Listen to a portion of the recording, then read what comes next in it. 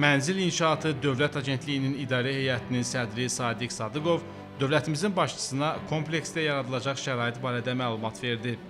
Naxçıvan şəhərində çoxmənzilli yaşayış binalarının tikintisi üçün 5 hektara yaxın torpaq sahəsi ayrılıb.